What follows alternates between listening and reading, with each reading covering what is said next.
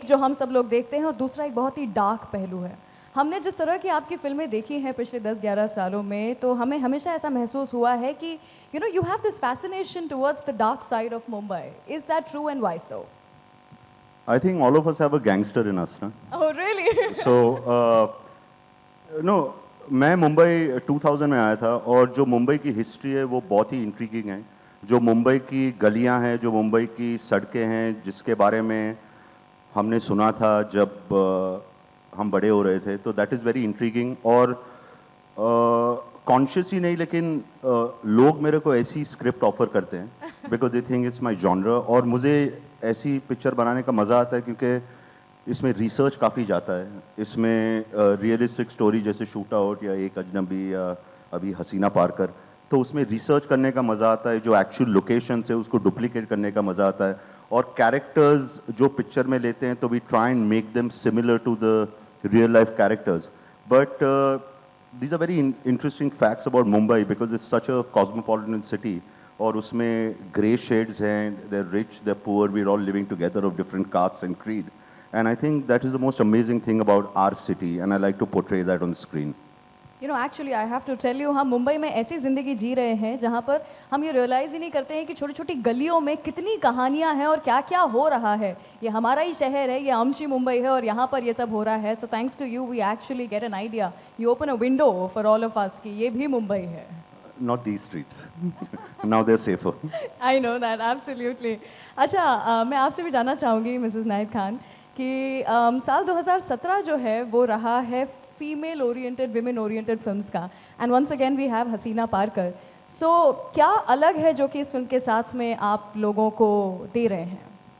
इसकी स्क्रिप्ट बहुत अच्छी है जी, या, और पिक्चर सब अलग होते हैं but it's not just women oriented, but इसकी स्क्रिप्ट बहुत अच्छी है। और Shraddha is most talented actress in this industry, she has done a well done job. Thank you so much missus Nahid. Shraddha, आपसे जानना चाहते हैं, the last time I met you, you were actually in the phase जब आप हसीना पारकर के उसमें से बाहर आ रहे थे गेटअप में से, and you were trying to lose weight at that time, and you told me how difficult it is and how unhealthy it was to actually put on weight and then lose weight. You look completely different, कैसे manage किया आपने ये on screen? First of all, good afternoon, everybody, and thank you so much to everyone to come all the way here to this iconic cinema. ये जो मराठा मंदिर है, बहुत ही special feeling महसूस हो रही है इस वक्त कि इतने आइकॉनिक थिएटर में हमारा ट्रेलर लॉन्च हुआ है। एंड आई नो कि रेंस की वजह से कभी कभी इनकन्वीनियंस भी महसूस होती है, so thank you so much for coming, to each and every one of you, to the photographers, to the media people, to everybody, thank you for ये effort लेने के लिए। and मेरे लिए of course शब्दों में एक्सप्रेस करना काफ़ी डिफ़िकल्ट हो जाता है, क्योंकि ये जो एक्सपीरियंस रहा है मेरे लिए, मैं बस यही कहना चाहूँगी कि अपूर्वा सर ने जिस दिन मुझे ये फिल्म ऑफ़र की, उनके विचार में मैं I to play this role, to play this character. पहली बार इतना अलग किरदार निभा रही हूँ, तो मैं आई just want to say a big thank you to him, क्योंकि आई डोंट थिंक कि एक बात है कि लोगों ने एक्सपेक्ट नहीं किया, क्योंकि एक होता है जैसे आपने कहा कि एक एक्सपेक्टेशन होती है कि someone is seen in one type of a role, right, absolutely. And मैं बहुत ही मेरे लिए एज एन एक्टर बहुत ही इंटरेस्टिंग और बहुत ही चैलेंजिंग एक्सपीरियंस रहा है, ख़ास करके क्योंकि ये जो हसीना है जिनके बारे में लोग जानेंगे कि इस औरत पे क्या क्या बीती है उनके लाइफ में, and to be able to play that, it's been a very emotionally challenging experience.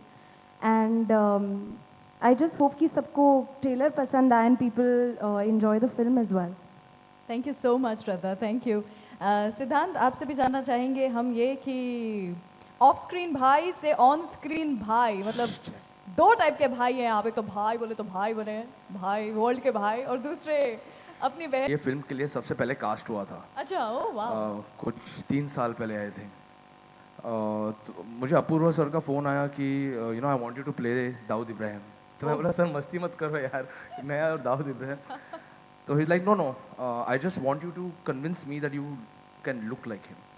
Okay तो मैं बोला कि यार ये तो सीरियस है यार। तो मैं खुश हो गया कि ऐसा कैरेक्टर प्ले करना, you know Rishi Kapoor sir has played it, Akshay Kumar sir has played it. तो I took all my father's clothes, मैंने मेरे पिताजी के कपड़े लिए। हमारे घर पे जो बार है वो काफ़ी 80s का वाइब है वहाँ पर। और एक फ़ोटोग्राफर को बुलाया और मैं शूट किया और सर को मैंने मेरी तस्वीरें दिखाई। तो he is like bro you're on. मैं बहुत खुश हुआ।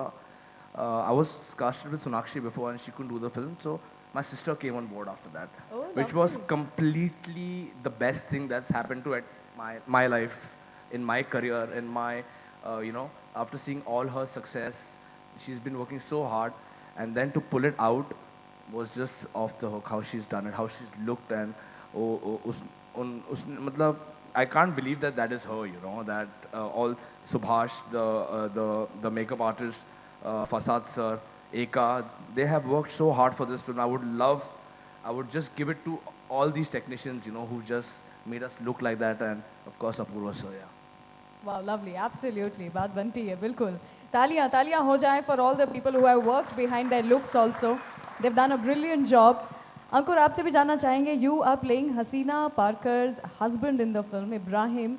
जैसा अपूर्व बता रहे थे कुछ देर पहले कि उन्हें बहुत रिसर्च करना पड़ा था इस फिल्म के लिए. आपने क्या रिसर्च किया था for your character in the film?